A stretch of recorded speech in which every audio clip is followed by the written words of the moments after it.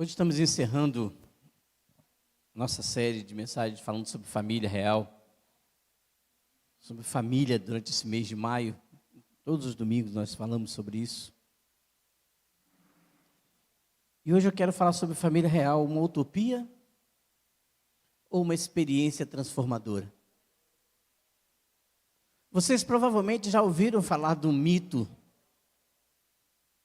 da família perfeita. Esse mito da família perfeita, ele nos assombra. Porque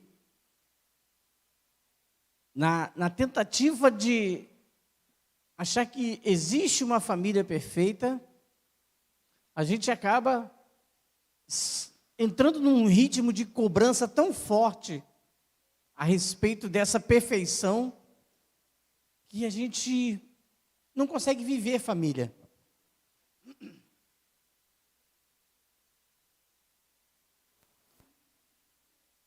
Muitas vezes nós olhamos para a família do outro e ao olhar para aquela família dizemos, nós queremos eu quero que a minha família seja desse jeito. Eu vi uma figura alguns dias atrás na internet, eu achei muito interessante, falando sobre o mito da grama mais verde. De que sempre a grama do vizinho ela é mais verde do que a nossa. E aí tinha uma mulher olhando por cima da cerca da sua casa, olhando para a grama do vizinho, que era bem verdinha, até o momento em que ela olhou e percebeu que não era grama natural, era uma grama artificial. Aí perto ali da associação onde a gente trabalha, tem um campo lá que eles estão mudando todo o gramado lá e botaram grama artificial. E a gente passa lá, tem uma grama verdinha, verdinha, verdinha, mas chega a arder o olho de tão verde que é. E a gente, ao olhar para aquela grama, a gente fala assim, nossa, é muito verde a grama na casa do vizinho. Mas, olha para a grama. Obrigado, meu irmão. Vocês ficaram com vergonha do meu copo descartável aqui, foi? Me deram um copo bonito.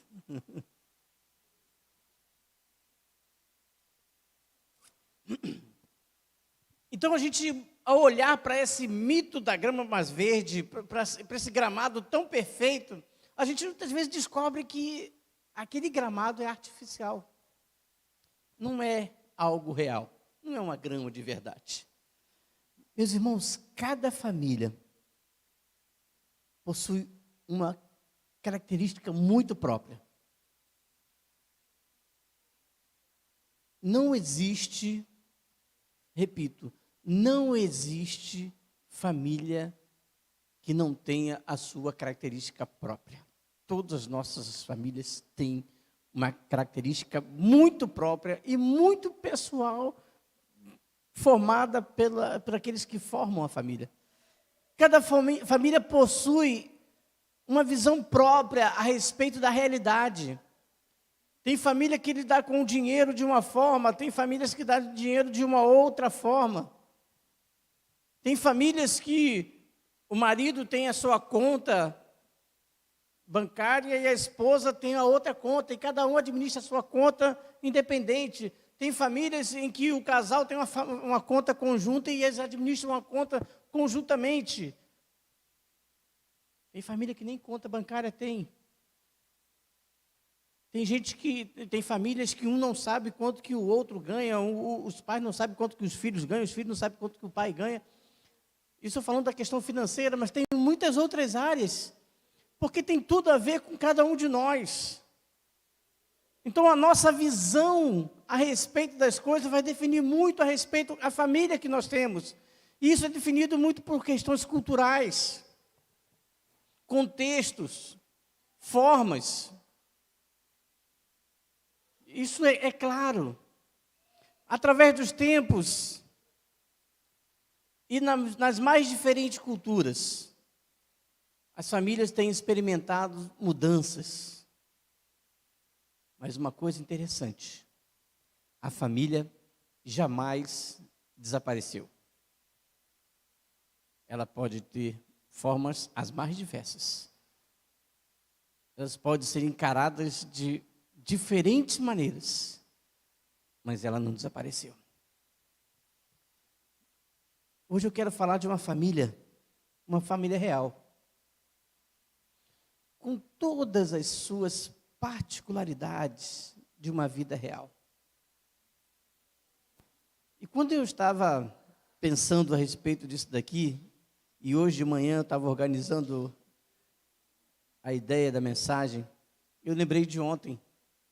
A gente teve um encontro, né, com os casais aqui da igreja, e foi muito interessante.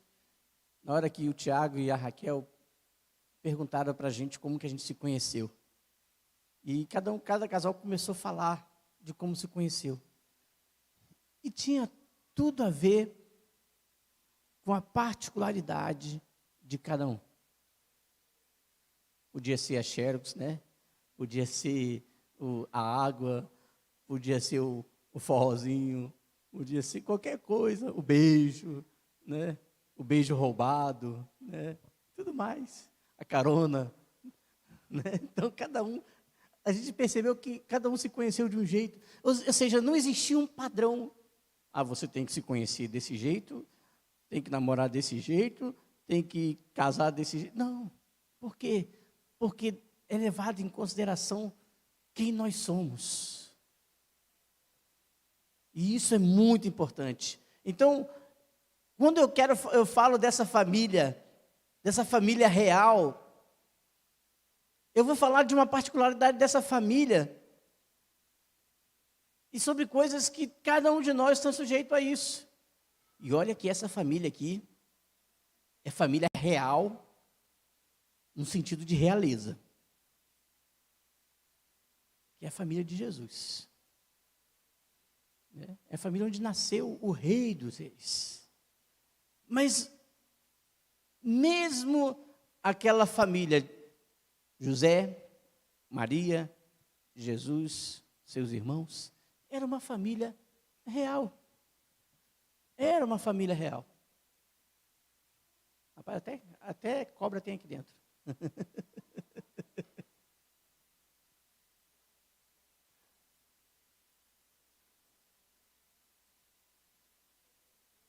Nós somos uma igreja real, viu? Raiz.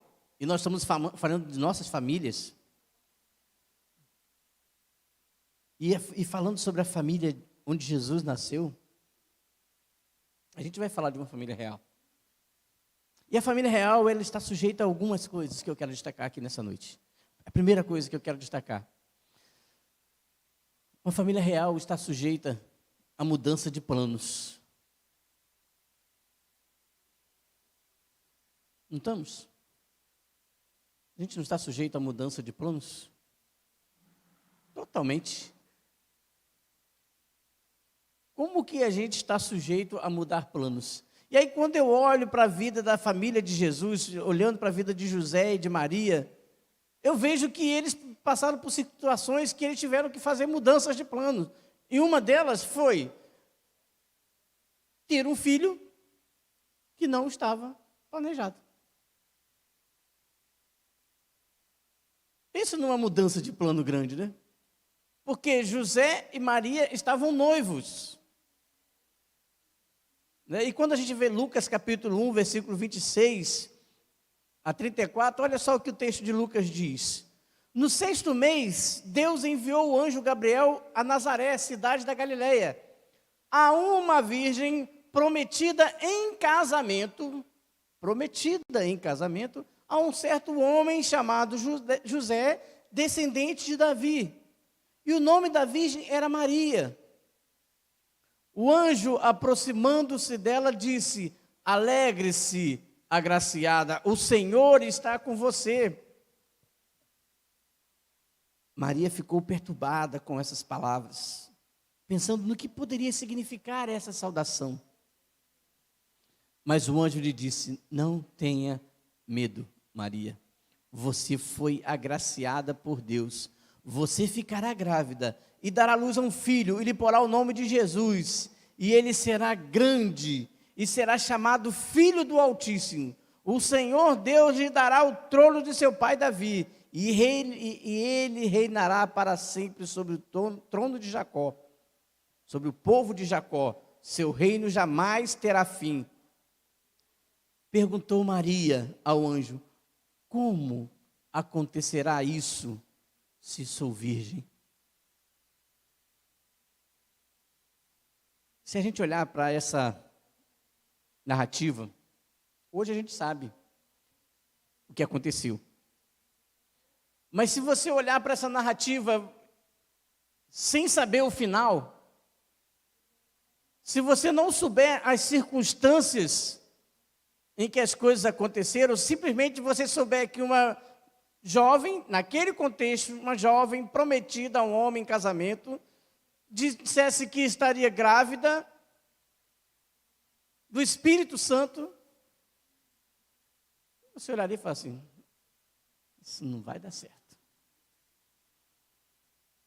Tem tudo para dar errado esse negócio. Não tem como dar certo essa família. Como que um homem ia aceitar aquela circunstância? Tanto é que o anjo precisou aparecer a José novamente, a José, e dizer: olha, o filho que ela está esperando realmente é do Espírito Santo. E José falou assim: então eu vou fazer o seguinte, eu vou fugir aqui pela madrugada aqui, vou sair fora e vou deixar ela livre, para que não venha causar mais problemas ainda. Ou seja, mudou completamente os planos daquela família.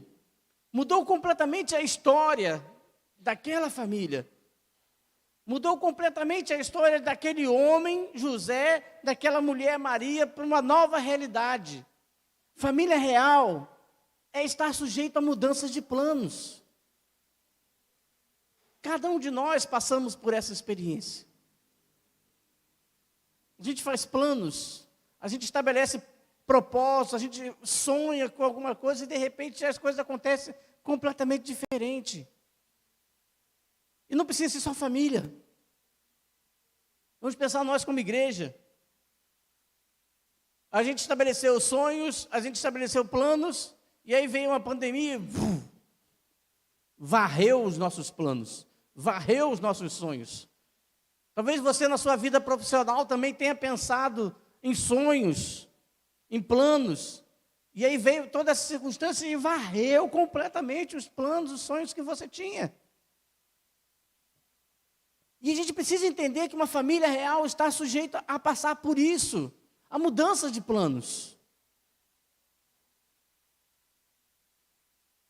Nem sempre se consegue fazer tudo bem planejado. Eu, por diversas vezes, já sentei na frente do computador, né, fiz uma planilha sobre determinadas coisas, financeiro, sobre algumas coisas que a gente queria fazer e tal. E aí botava lá os planos, mas daqui a pouco os planos mudavam completamente. As circunstâncias, elas são incertas. E nós precisamos aprender a lidar com essas mudanças de planos.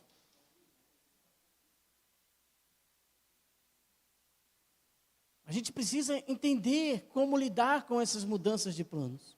Família real está sujeito a isso, você está sujeito a isso, nós estamos sujeitos a isso, a essas mudanças de plano. Mas aquela família tinha um diferencial. Na mudança de planos, tinha um diferencial. Então, a primeira lição que eu quero deixar é que nós estamos sujeitos à mudança de plano. A família real também está sujeita a viver incertezas. Não só mudar os planos. Porque quando você muda um plano, e você olha para o plano que você tinha um plano, e aí você muda os planos e você olha para aquele novo plano e fala assim: não, agora está tudo encaixadinho. O problema é quando você olha para os planos, você tem mudança de planos e você não consegue enxergar lá na frente. E você vive incertezas. Você vive situações de completa incerteza diante do quadro que se apresenta. Depois dessa realidade de José e Maria, de ser apresentado por um anjo, por um bebê que ia nascer, que não seria da relação entre um homem e uma mulher, mas sim baseado numa relação espiritual, de que seria gerado pelo Espírito Santo de Deus na vida de Maria. E aí vem um outro momento em que eles são convocados a sair de onde eles estão, voltar para a sua terra de origem, vai passar por um recenseamento. E aí, diante de essa realidade, acontecem as incertezas. Porque você pode estar aqui muito bem, seguindo sua corrente de vida, você mudou os planos, mas daqui a pouco você olha para frente e você não enxerga nada do que está na frente, está completamente escuro, completamente turvo. E foi isso que eles viveram, enquanto família real, na hora do nascimento de Jesus. Não ter lugar para onde Jesus nascer. O texto de Lucas, capítulo 2, continua dizendo: naqueles dias, César Augusto publicou um decreto ordenando o recenseamento de todo o Império Romano. E todos iam para a sua cidade natal a fim de alistar-se. Ele foi a fim de alistar-se com Maria, que lhe estava prometida em casamento, e esperava um filho. Enquanto estavam lá, chegou o tempo de nascer o bebê. E ela deu à luz ao seu primogênito, envolveu em panos e colocou numa manjedoura, porque não havia lugar para eles na hospedaria. Deixa eu imaginar essa situação. A gente olhando para essa realidade hoje, depois da história toda contada, de tudo que a gente viu, a gente começa a analisar assim: rapaz, legal, né? Jesus nasceu. Mas tente imaginar as incertezas que eles estavam vivendo de: eu estou aqui no meu lugar, está tudo confuso com esse nascimento dessa criança, mas eu estou aqui no meu lugar. E aí aparece um decreto, você tem que ir para outra cidade, voltar para a sua cidade de origem. E aí você volta, como estava um reboliço total, todo mundo voltando para as suas cidades. Então, tudo lotado.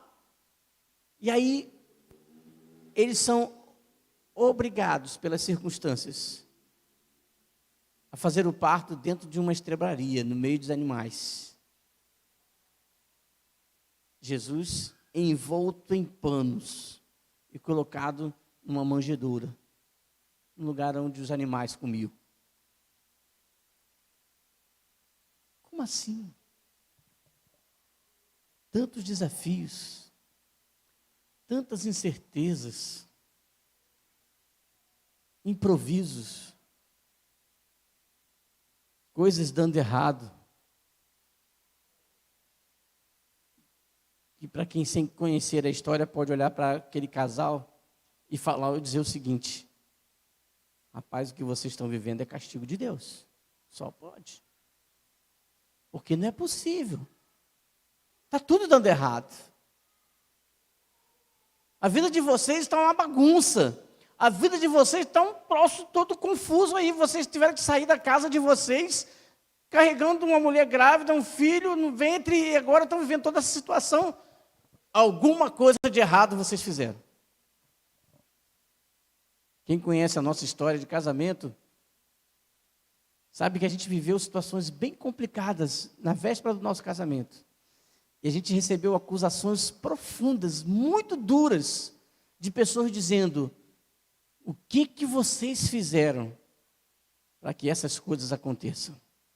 Quem não sabe, perdi o meu sogro, né, o pastor da nossa igreja, 2 dias antes do casamento. Na véspera do meu casamento, sofreu um acidente de carro na quinta, foi sepultado na sexta, eu casei no sábado.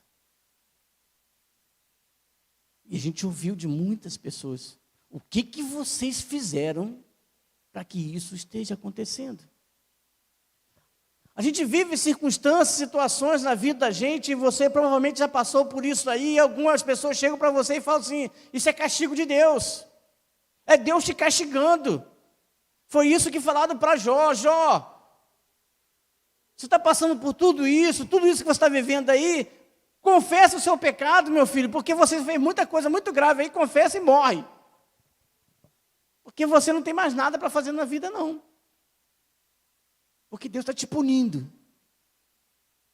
Que Deus é esse? Que diante de incertezas, diante de crises, diante de dor, diante de sofrimento, alguém chega e fala: isso é castigo de Deus.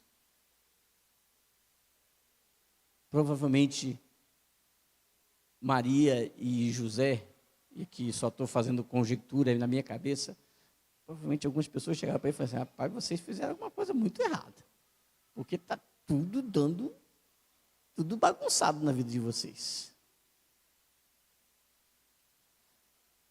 Os problemas, meus irmãos, fazem parte da história de toda a nossa família.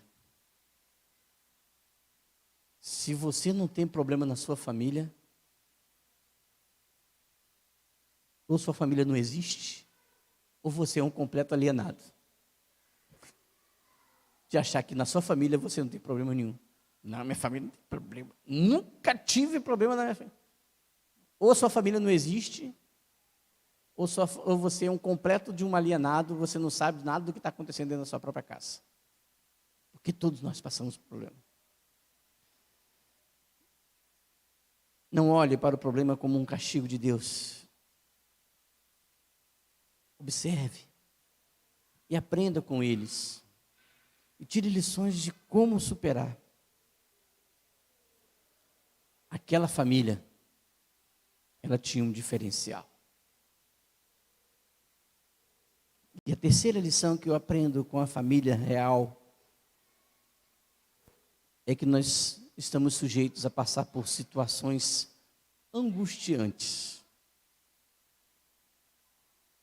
que é o sentimento de perda. E aí quando eu leio Lucas capítulo 2, 42 a 46, eu mais uma vez me coloco no lugar de José e de Maria e tento pensar o que passou pela cabeça deles nesse momento. Olha só o que diz o texto. Quando Jesus, completou os 12 anos de idade, e como era a tradição, eles iam todos os anos ao templo, eles subiram à festa conforme o costume. Terminada a festa, voltando seus pais para casa, olha só que história, hein? Voltando seus pais para casa, o menino Jesus, com 12 anos, ficou em Jerusalém, sem que eles percebessem, pensando que ele estava entre os companheiros de viagem, caminharam o dia todo. Então começaram a procurá-lo entre os seus parentes e conhecidos. Não encontrando, voltaram a Jerusalém para procurá-lo. Depois de 3 dias, o encontraram no templo. Tente imaginar você aí com seu filho. Você saiu para viajar. E aí quando terminou lá, você foi para um casamento, você foi para uma festa, qualquer coisa. E quando você estava voltando para casa, descobriu que o seu filho não estava lá junto com você.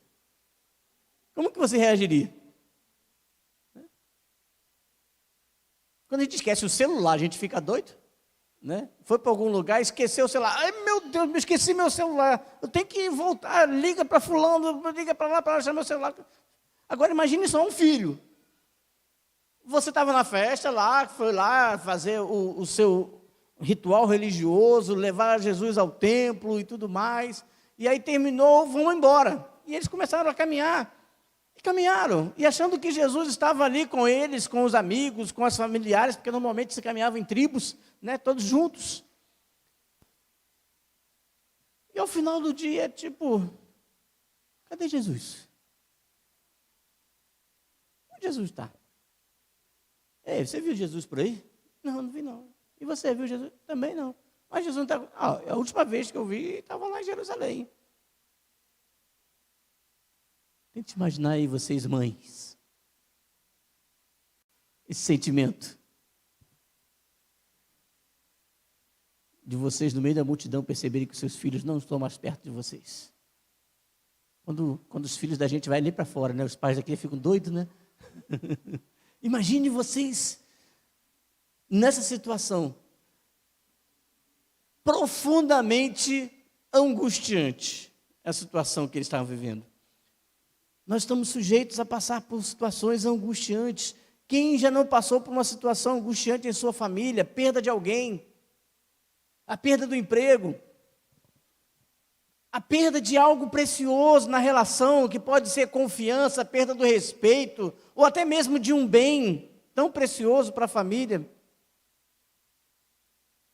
Isso angustia a gente profundamente. A gente, esse ano, voltou de férias para o Rio de Janeiro, depois da perda do meu pai. E depois da perda do meu pai, eu perdi a minha cunhada, e a minha cunhada, a esposa do meu irmão, e a minha cunhada, irmã de Márcia. O sentimento de voltar ao Rio de Janeiro, rever a família, de estar na casa onde meu pai não estava mais, já foi angustiante. O sentimento de perda, ele angustia profundamente a gente e faz parte da realidade das nossas famílias. Perder algo que seja precioso, que seja valoroso, que seja grandioso para nós. E não necessariamente precisa ser um filho, mas pode ser um bem, pode ser algo, um sentimento. Coisa triste numa relação quando se perde a confiança. E aí você não consegue mais confiar no outro. E essa relação ela vai se deteriorando porque não existe mais a confiança no outro. Isso angustia profundamente. Isso machuca. Isso dói. Como eu disse, a gente já conhece o final da história. Mas tente imaginar os pais de Jesus naquele momento que sentiram a sua falta e não encontraram. Foi tão angustiante que olha o que diz o versículo 48. Quando seus pais o viram, ficaram perplexos, que Jesus estava lá no templo discutindo com os doutores da lei. E a sua mãe lhe disse: filho, por que você nos fez isto? Seu pai e eu estávamos aflitos à sua procura. Estavam profundamente angustiados. Estavam profundamente desesperados diante da situação. Como assim nós perdemos Jesus? Como assim o nosso filho não está mais com a gente? Viver situações angustiantes, meus irmãos, faz parte da história de qualquer família. Não existe família sem essa experiência. Ela pode ter sido mais intensa ou menos intensa, mas com certeza você já viveu situação angustiante. Você com certeza já passou, está passando, ou passará por situações angustiantes. Ou então já passou, está passando e vai passar. Porque isso faz parte da família real. Só que aquela família tinha um diferencial. E esse diferencial é que faz toda a diferença. Perdoe a redundância, mas faz toda a diferença. Toda família, meus irmãos, tem mudança de planos. Toda família vive incertezas. Todas as famílias passam por situações angustiantes. E qual era o diferencial daquela família? O diferencial daquela família era Jesus. Ele é o diferencial. E ele faz toda a diferença. É que aquela família, ali naquela família tinha Jesus ali. No anúncio do nascimento, o que fez a diferença é que estava sendo anunciado o nascimento do Salvador da humanidade. Foi isso que aconteceu quando falaram para Maria. E isso fez toda a diferença. Porque quando o anjo falou para Maria: ó, você vai receber e você vai dar luz a um filho, e esse filho foi gerado pelo Espírito Santo na sua vida. Isso foi o diferencial. Jesus Cristo ali, naquela história. Não era uma criança qualquer. Não era uma criança que foi gerada de uma forma qualquer, não. Era Jesus que estava ali. No momento do parto, apesar das circunstâncias, apesar do lugar adverso, apesar de todo o problema, o grande diferencial é que ali estava nascendo o Rei dos Reis, o Rei de toda a terra. Esse era o referencial, é o diferencial. No evento da perda, quando eles perderam Jesus no caminho, é que ali naquela história estava o Senhor de toda a história, que reescreve a nossa história de uma forma extraordinária. Esse é o diferencial. Meu povo, o que vai fazer diferença na minha família, na sua família, é o papel que Jesus ocupa nela. Isso que vai fazer diferença. Que nós somos famílias reais, está claro. A gente viu aí durante todo esse mês, tudo que a gente falou durante esse mês foi de família voltado para a nossa realidade. É o que nós somos. Que deixei bem claro que nós não pensamos em famílias de forma utópica. Por isso que eu botei como tema uma utopia ou uma experiência transformadora. Ao olhar para a nossa vida como uma família real, nós não estamos olhando para uma utopia de família, mas estamos olhando para a família como uma experiência que transforma. E a experiência ela é transformada pela presença de Jesus em nossa família. É isso que faz toda a diferença. Esse é todo o diferencial. José e Maria passaram por dificuldades. Eles tiveram que mudar planos. Eles passaram por situações angustiantes. Mas o diferencial é que Jesus estava presente ali naquela história. Nas incertezas, entenda que o Rei de toda a terra está contigo, dando sentido, dando propósito, dando esperança. Então, nas experiências angustiantes, saiba que o Senhor da vida está conduzindo a sua história.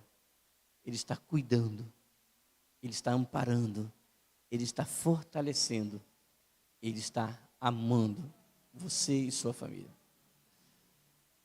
Finalmente, meus irmãos, com Jesus em sua família, você terá provisão afetiva, cuidado. E isso afetará a qualidade do relacionamento que você vive dentro da sua casa. Com Jesus na sua família, esses relacionamentos estarão estabelecidos em um marco de referência muito profundos, que é o amor. É o amor de Jesus. E isso faz toda a diferença.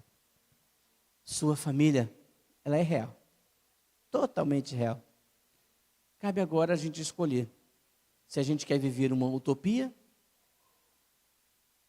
de uma família perfeita ou se a gente quer viver uma experiência transformadora como família. É uma escolha. O que eu quero viver como família?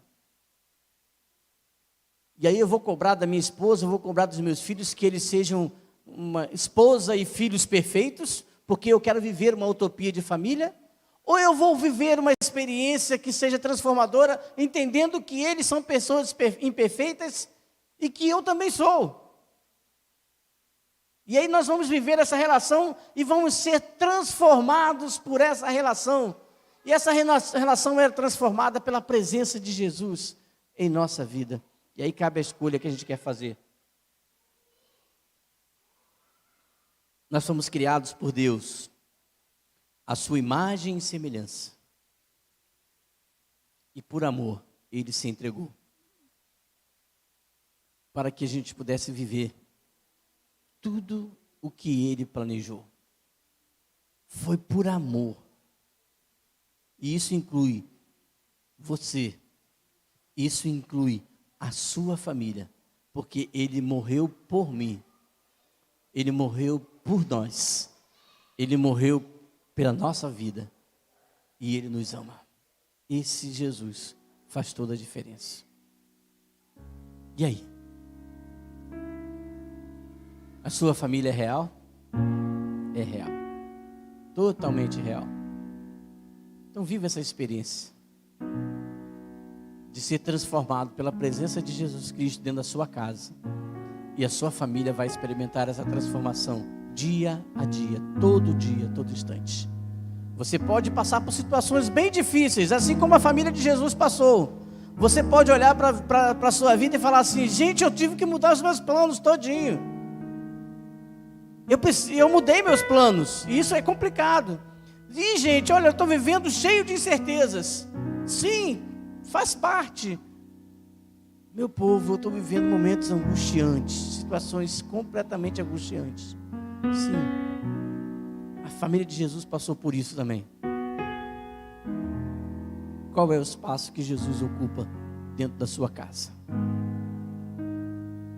Ele é somente aquele homem que você lembra de vez em quando? Ou ele é o Senhor da sua casa, da sua família, da sua vida? Hoje nós vamos celebrar a ceia. A celebração da ceia é também celebrar isso, aquilo que Jesus Cristo fez por nós. Olhar para o memorial da ceia é relembrar aquilo que Jesus Cristo fez por cada um de nós. Olhar para cada um desses elementos da ceia é perceber que o que Jesus Cristo fez tem um propósito fundamental na minha existência. Porque Ele morreu para que eu pudesse ter vida. Ele morreu para restaurar a minha vida. Ele morreu para restaurar a minha família. Porque, como eu falei lá no primeiro domingo, quando eu olho para o outro e eu percebo no outro a imagem e semelhança de Deus, eu vou tratar o outro como a imagem e semelhança de Deus. E quando eu não faço isso, eu estou fugindo ao propósito de Deus. E Jesus Cristo morreu para resgatar esse propósito, para que a gente comece a olhar um para o outro, ou para que a gente retorne a olhar um para o outro e dizer: você é a imagem e semelhança de Deus. Porque Jesus Cristo deu a sua vida para que a gente pudesse viver isso. Enquanto nós estivermos cantando essa música, a banda vai cantar essa música, eu queria que você estivesse pensando a respeito disso. O que você quer viver como família? E você saísse aí do seu lugar, viesse aqui, pegasse o seu cálice, o pão, estão aqui bem higienizados, bem cuidados para cada um. Mas você vai olhar para isso e falar: Senhor, obrigado porque o Senhor tem restaurado a minha casa. Obrigado porque o Senhor tem restaurado a minha família. Obrigado porque o Senhor morreu para mudar a minha história. Eu posso passar por muitas e muitas circunstâncias, mas o Senhor está presente em cada momento dela. Faça isso. Vou apagar a luz, você vai ficar no seu lugar. Pode apagar ali, Camila, por favor. Você vai ficar no seu lugar. Sai, vem aqui, pega o seu elemento, volte para o seu lugar e agradeça a Deus. Agradeça a Deus por que Ele fez por você. E que hoje nós podemos celebrar que nós somos filhos de Deus. E Ele tem feito isso através de Jesus Cristo em nossa vida. Isso é a celebração da ceia. É celebrar a morte de Jesus até que Ele venha. É celebrar o sacrifício de Jesus Cristo para perdão dos nossos pecados. É celebrar a salvação que temos em Cristo Jesus. É porque Ele é a nossa salvação. A ceia é isso. É essa restauração que Deus faz em nós através do sacrifício de Cristo na cruz. E aí Ele nos dá a condição de a gente viver família da melhor maneira possível. Eu queria que você estivesse no seu lugar, vamos cantar essa música. Você pegue o seu cálice, o seu pão, volte para o seu lugar. Não tome não, vamos tomar tudo junto no final. Mas vamos pensar, e pense sobre isso, sobre o que Jesus representa dentro da sua casa, o papel que Ele ocupa dentro da sua família, dentro do seu lar.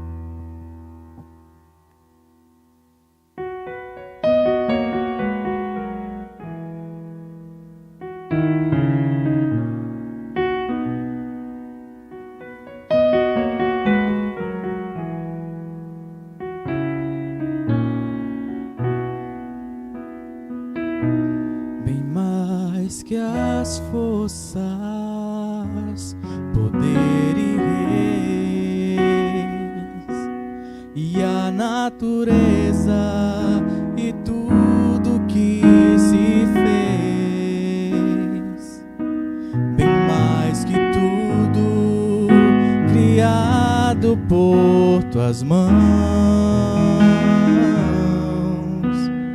Deus, tu és o início, meio e fim, bem mais que os mares, bem mais que o sol e as maravilhas que o mundo conheceu, e as riquezas, tesouros desta terra, incomparável és pra mim. Por amor, sua vida entregou, meu Senhor. Humilhado foi como a flor machucada nos jardins, morreu por mim, pensou em mim, me amou.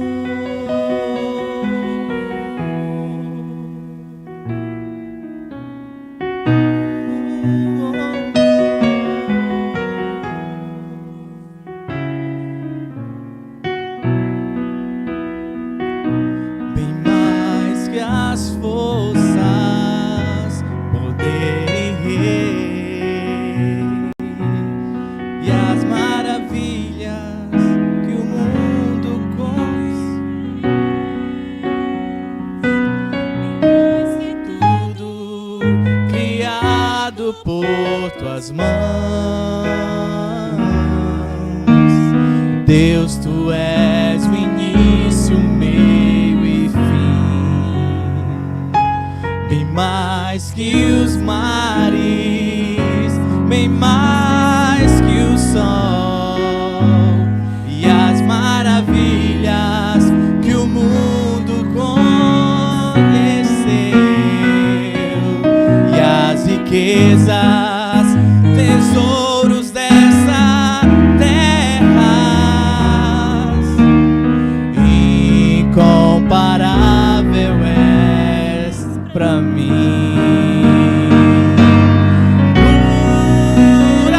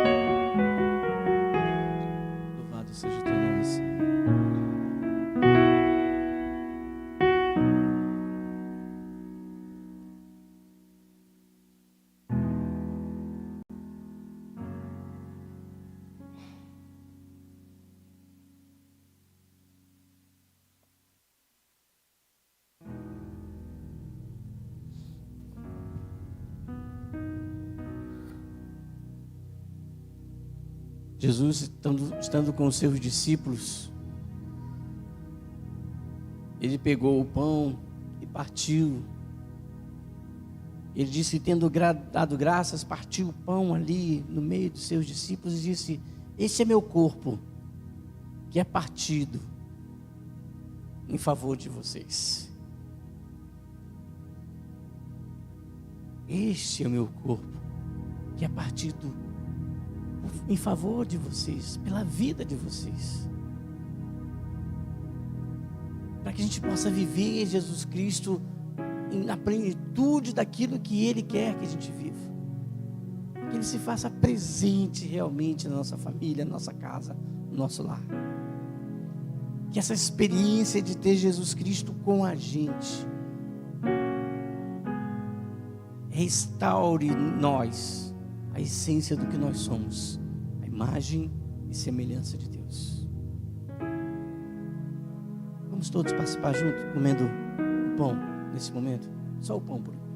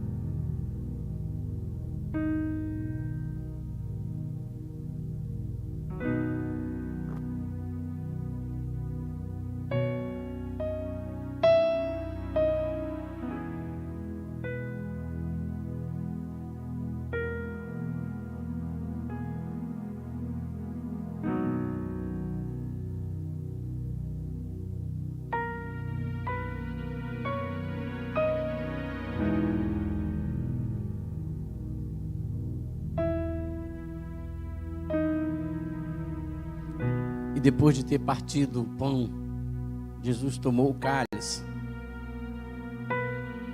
E aí ele disse aos seus discípulos: este é meu sangue, que é derramado em favor de vocês, para perdão dos pecados.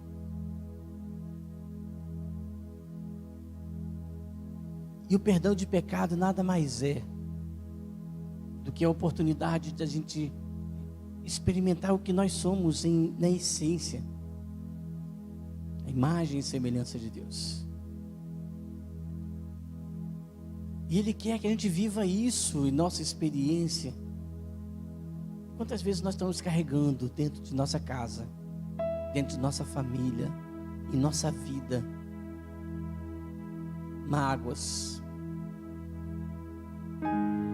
ofensas, tantas coisas que nos afastam de viver essa relação com Jesus Cristo. E Jesus Cristo vai e diz: foi por isso, foi também por isso que eu paguei, foi também por isso que eu derramei o sangue lá na cruz, para que você pudesse ter uma nova vida. Foi por isso que eu fiz. Mas Senhor, lá em casa está uma confusão louca. E Jesus está dizendo: foi para isso que eu derramei o sangue. Mas eu não consigo perdoar. E Jesus disse: mas foi para isso que eu derramei o sangue. Eu não consigo amar. E Jesus está dizendo: foi para isso que eu derramei meu sangue, para que vocês pudessem ter uma nova vida em Cristo Jesus. E é isso que Ele quer dizer com derramamento de sangue: perdão de pecados, salvação, vida nova. Vamos participar todos juntos, tomando então o cálice.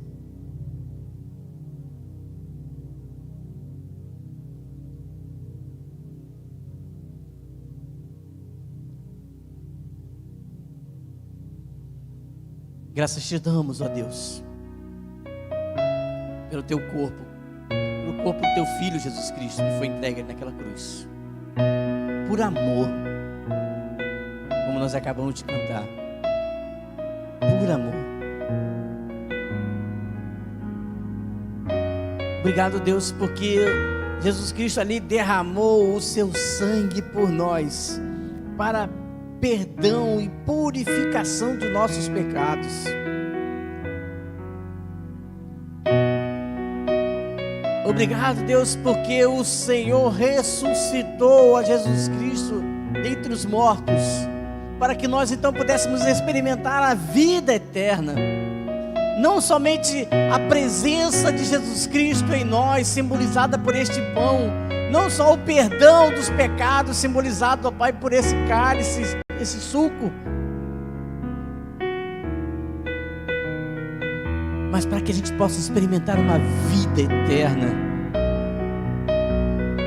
uma vida plena, uma vida de amor, uma vida de propósito, em família, nos casamentos, na relação pai e filho, filho e pai. Obrigado, Deus, porque nós podemos experimentar isso. Obrigado porque o Senhor nos deu esse presente. Obrigado porque o Senhor nos deu uma nova vida.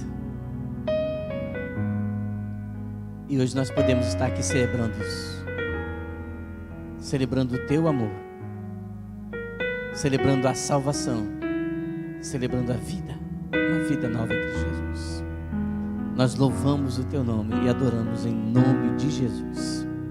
Amém, Senhor Deus. Amém, meu povo. Que esse memorial ele possa ser levado para nossa casa, no sentido de que a gente viveu esse mês falando sobre família, a gente leve para nossa casa. E que o fechamento desse mês com a celebração da ceia sirva para que a gente lembre do que Jesus fez por nós, o que Ele faz e o que Ele continuará fazendo, para que a gente viva cada vez mais família na sua mais profunda realidade do que ser família. Que Deus abençoe cada um, dê uma semana na sua casa, na sua família, no seu lar, abençoada, guardada, protegida pelo Senhor, no seu trabalho, nos relacionamentos. Que Deus te dê uma nova experiência de vida, vivida realmente em Cristo Jesus. Deus nos sustente. Deus nos abençoe. Vai falar? Mas quem dá o aviso aqui, e depois eu não tenho nenhum aviso para dar, não estou lembrado de nada. Tá? Só que aquele encontro com a liderança, depois eu vou marcar a data, tá? O pessoal que participou daquele encontro que a gente fez com o Thiago aqui, hoje eu conversei com ele, a gente só vai fechar uma data para a gente ter um novo encontro, para a gente fechar tudinho, né, daquele papel lá, tá bom? Né? Impressionante como que aquilo que vocês falaram aqui na reunião impactou profundamente naquilo que a gente, quando vocês for apresentado, vocês vão ver. Uau! Né? Naquilo que Deus vai fazer no meio da gente. Tá bom? Márcia. O pastor Ayrton e a Sabrina, eles estão planejando uma lua de mel através da Igreja Batista Monte Oreb. E aí eles pediram para avisar para os irmãos que tem vaga para casais, tá? Só para casais, que tem vaga. Se algum casal da fronteira se interessar, procurá-los, tá? Depois, domingo que vem, eu vou colocar tudo ali no Data Show direitinho, para vocês terem a informação certa, tá? Acontecerá no dia 5, 6 e 7 de novembro desse ano, tá? O custo é de R$480. Você pode parcelar em até 6 vezes. Então, se algum casal estiver interessado, eu vou passar o vídeo do hotel no próximo domingo. Se algum casal estiver interessado, procurar, vai ter o telefone para contato, tudo direitinho. Só para quem se interessar, já ir se planejando aí, né? Colocando isso aí no orçamento, tá bom? É da Igreja Batista Monte Oreb e é um convite que o pastor Ayrton e a Sabrina estão fazendo para vocês, casais que se interessarem em participar dessa lua de mel, tá bom?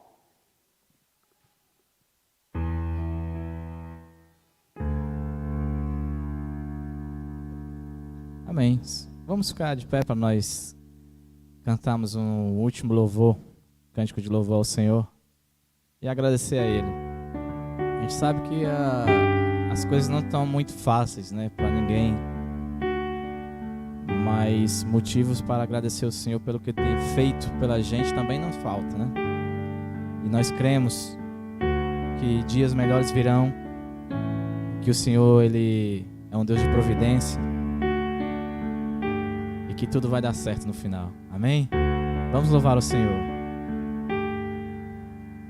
Por tudo que tens feito, por tudo que vais fazer, por tuas promessas e tudo que é, eu quero te agradecer por todo o meu ser. Te agradeço, meu Senhor.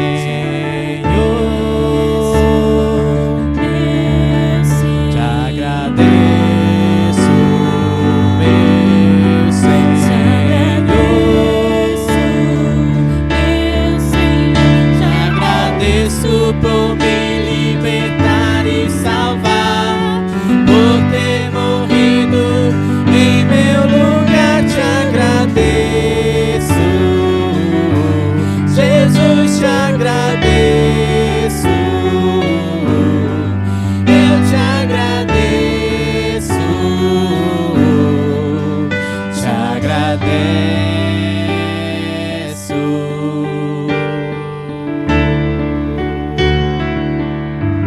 Vamos cantar mais uma vez, com a certeza de que nosso coração ele transborda de gratidão ao Senhor.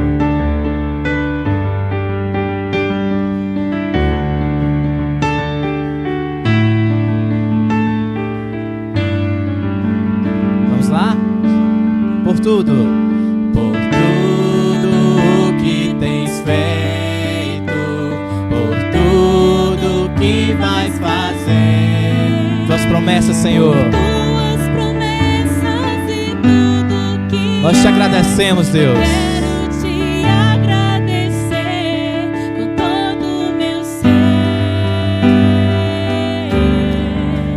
Te agradeço, meu Senhor.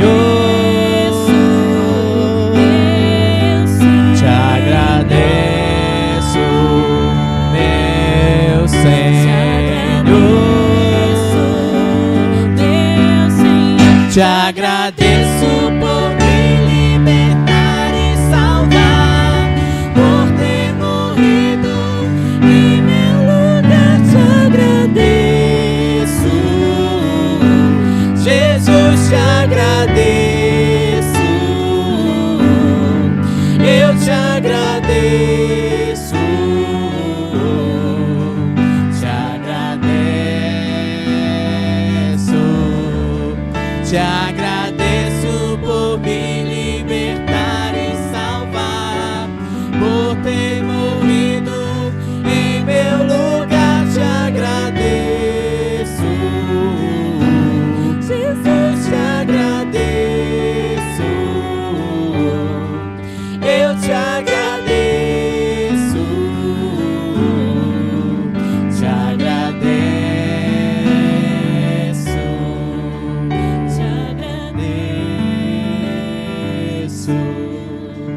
Te